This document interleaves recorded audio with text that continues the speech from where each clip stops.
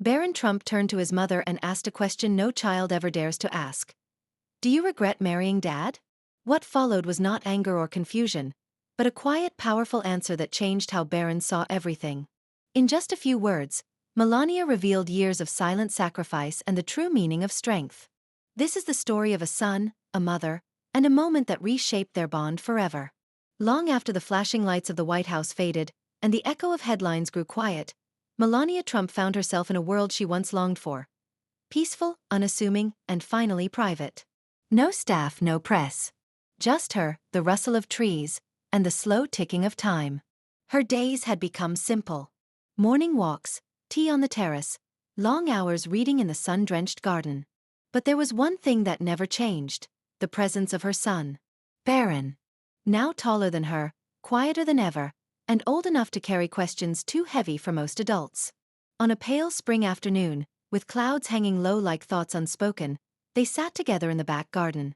A gentle breeze carried the scent of blooming magnolia trees, and the iron bench beneath them creaked softly with every shift in weight. They didn't speak much that day. But suddenly, Barron lifted his gaze from the gravel path and looked at his mother. His eyes, a striking mirror of his father's intensity softened by something uniquely his own, held a storm of emotion. "Mom," he said, barely above a whisper. "Do you ever regret marrying Dad?" The question didn't crash like thunder. It landed like snow, soft, but cold enough to steal your breath. Melania didn't flinch. She didn't blink. But her fingers, resting lightly on her lap, tensed for a moment. Not because she was hurt, but because the silence she had worn for years was finally being questioned. And not by the media. Not by strangers. But by her son. "What makes you ask that?" she said gently, turning her face slightly to look at him. Barron shrugged, but it wasn't careless. His voice cracked, showing the weight behind his words. "Sometimes I think about how people treated you, how they still talk about you. And I wonder, did you ever feel trapped? Like, maybe you deserve something softer, kinder." It wasn't a child asking anymore. It was a young man, finally seeing his mother not as a first lady, not as a public figure, but as a woman. Melania looked away, her eyes following the lazy flight of a butterfly over the garden's edge. The weight of the question settled between them, not as a burden, but as an invitation. An invitation to reveal not politics, not headlines, but truth. The kind of truth only a mother could give her son. She exhaled slowly. And when she finally turned to Barron, the calm in her eyes had the depth of someone who had survived a quiet war. Melania didn't rush to answer. Instead, she let the silence stretch, like a bridge forming between her past and her son's question. Her fingers gently traced the edge of the wooden bench, as if searching for the right memory to begin with. "There were nights," she said softly, "when I would sit alone in the East Wing, listening to the world speak about me like I wasn't a person. Just an image. A symbol. Sometimes a trophy. Other times a villain." Barron didn't interrupt. He leaned in slightly, not wanting to miss a single word. "But you know what hurt the most?" she continued. "It wasn't the rumors. Or the headlines. It was the silence. The silence when I needed someone to say, 'I see you.' Not just as a first lady. Not just as his wife. But as me. Melania."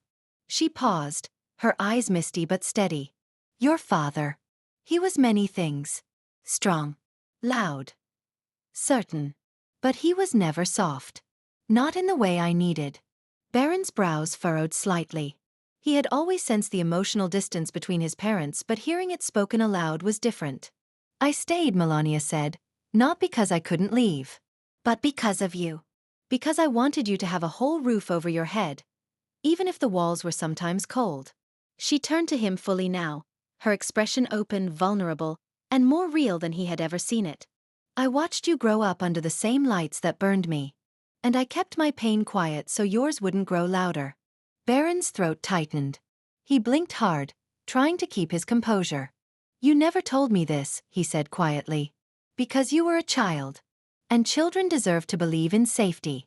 Even if it's make-believe." He nodded slowly. Melania reached out and took his hand. "I don't regret marrying your father," she said firmly. "Because that journey led me to you."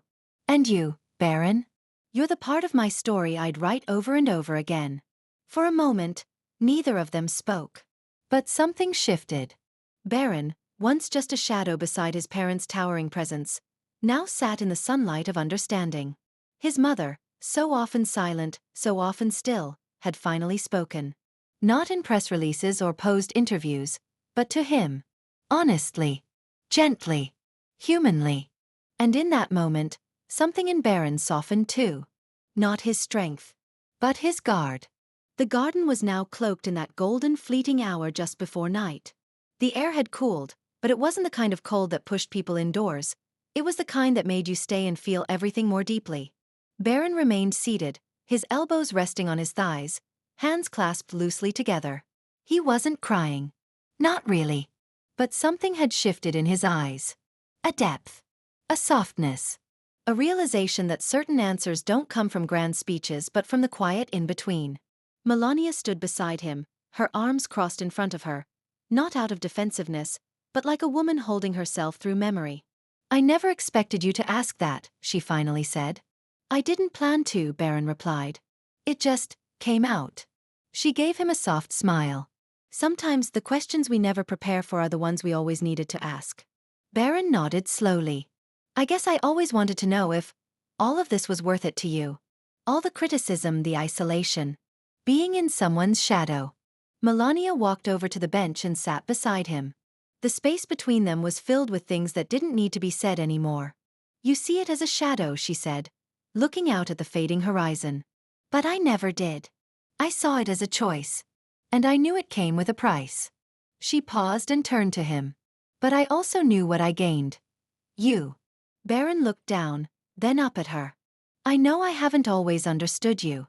I mean, the world doesn't either. They've said a lot of things. That you were cold. Distant. Calculated." She chuckled softly. "They needed a narrative. And I gave them none. Silence makes people uncomfortable. So they fill it in with assumptions. But I should have asked you sooner," he added. "Not just about Dad. About everything. You always stood by him. By me. And I never really asked how you felt." Melania reached out and took his hand. "I didn't need you to ask," she said. "I just needed you to grow up and feel it." The way she said it wasn't bitter. It was filled with patience, even pride. Barron let her hand go and leaned back on the bench, eyes turned skyward. "Do you ever wish it had been quieter?" he asked. She smiled. "Quieter? Maybe. Easier?" No, they both sat in silence again, this time comforted by it. The kind of silence that only comes after a breakthrough, when the storm has passed and clarity remains. Melania's gaze softened. "You know, people always assume that the loudest voice in the room is the most powerful. But I've always believed in the opposite." Barron looked at her, interested. "Power," she continued, "isn't in the volume. It's in the calm. In the restraint. In the way you choose your moments to speak. And when you choose not to." He absorbed the words like someone who had finally found a language he didn't know he was fluent in. She stood again, brushing her skirt gently. "Legacy isn't built by noise, Barron. It's built by presence." Barron stood up with her. "Then yours is stronger than I ever realized." Melania didn't respond with words. She placed a hand over his chest, right where his heart beat. "Then carry it well," she whispered. "Because one day, people will ask you who you are. And if you're quiet long enough, you'll hear the answer in here." He nodded, not with the obedience of a son, but with the awareness of a man who finally understood what he was made of. As they walked back toward the house, the world didn't feel any different. But something inside Barron had changed forever. Later that night, long after the lights in the house dimmed and Melania had gone to bed, Barron sat alone at the kitchen table. In front of him lay a single sheet of paper and a pen. He thought for a long while. Then he wrote, "My mother didn't leave behind empires or legacies of fame. She left something better. A quiet strength that shaped me. A silence that raised me. A love that never asked to be praised, only to be seen." And for the first time in a long while, Barron felt whole. If this story moved you, even just a little, don't forget to like the video, subscribe to the channel, and share your thoughts in the comments. We read every message, and your words could inspire someone else. Thank you for watching, and we'll see you in the next story.